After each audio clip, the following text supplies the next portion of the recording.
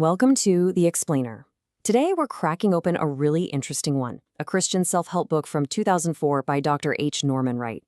It's all about finding the key to your man's heart, and it's aimed directly at women who want to figure out their male partners. And this quote, this is really the whole foundation of the book.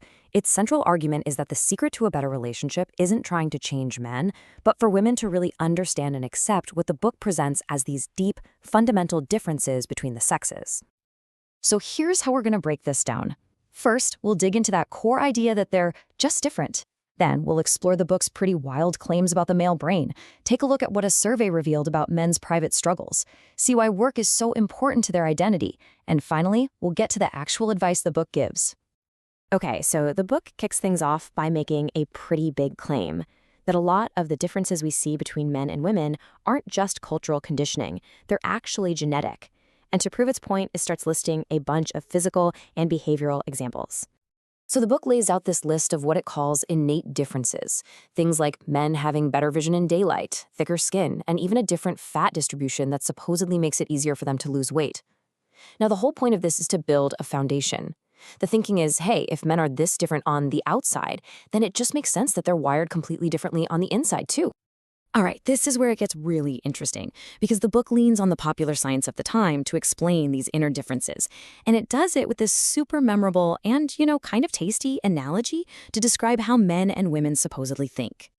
Get this, according to the book, men are like waffles. Their minds are built like a waffle with all these separate little boxes. You got the work box, the car box, the family box, and the key idea is that they can only focus on one box at a time.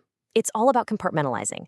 The book even says men have this special nothing box, a mental happy place where they can go to think about, well, absolutely nothing.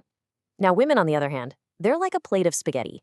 Every thought, every feeling, every problem is a noodle, and all the noodles are touching each other. It's all connected.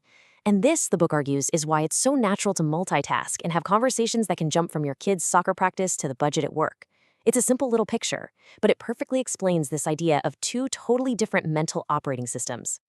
And the book tries to ground this whole analogy in some actual physiology.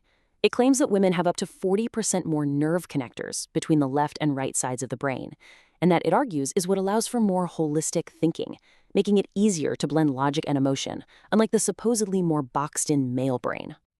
So if that's how men are supposedly wired, what's actually going on inside their heads? Well, to figure that out, the author went out and surveyed over 200 men, asking them to talk about their inner lives. And the survey didn't mess around. It asked a very direct, very personal question. What are your biggest inner struggles? And more importantly, what are the things you just don't feel comfortable talking about with women? The answers were, well, they were really eye-opening, and they form a huge part of the book's argument. One of the biggest things that came out of this was this just overwhelming pressure to be a provider. This one guy summed it up so powerfully. He said that men basically live in a state of fear of losing their job, their health, and ultimately failing at being a good provider. It really speaks to this deep-seated anxiety and sense of duty. Another huge theme that popped up was this struggle with emotional vulnerability. Just look at this quote. A lot of men said they felt totally swamped by their own emotions. And on top of that, they were terrified of sharing those feelings, worried they'd be misunderstood, or even worse, that their vulnerability would be used against them down the line. So what does all this add up to?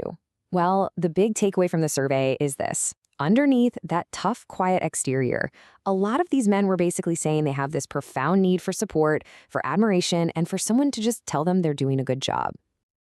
And that intense pressure to provide, that fear of feeling, it leads us right into the next major idea in the book, the absolutely central role that a man's job plays in his identity. The author tells this really striking story from a wife who was in counseling. She said her husband was having an affair, but with his job. It's a powerful way to frame work not just as something he does for a paycheck, but as his primary source of identity, a relationship that can feel all-consuming. According to the book, a man's job is so central for a few key reasons. It's where he gets his sense of purpose and self-worth. It's also seen as the main way he shows love for his family, by providing for them. But, and this is crucial, the book also says it's a battleground where he fights off feelings of inadequacy, and sometimes it's a place he can hide from the complicated world of emotional intimacy. All right, so we've heard about the differences, the inner struggles, the whole work thing. So what is a woman actually supposed to do with all this information? This is where we get to the key from the title. The advice really boils down to creating a very specific kind of environment at home. Step 1. Create a safe space, a shelter where he doesn't have to perform. 2. Lay off the unsolicited advice because he might just hear it as, I don't trust you to handle this. 3. Defend him, show him you're on his team. And finally, validate his feelings. Try to understand where he's coming from, even if you don't totally agree with it. So, at the end of the day, the book's prescription isn't about fixing your man or changing him. The whole message is that a woman can fundamentally improve her relationship by understanding these supposed male traits and then adapting her own responses to them. And to really drive this point home, the book brings up this survey on what men actually want from a partner.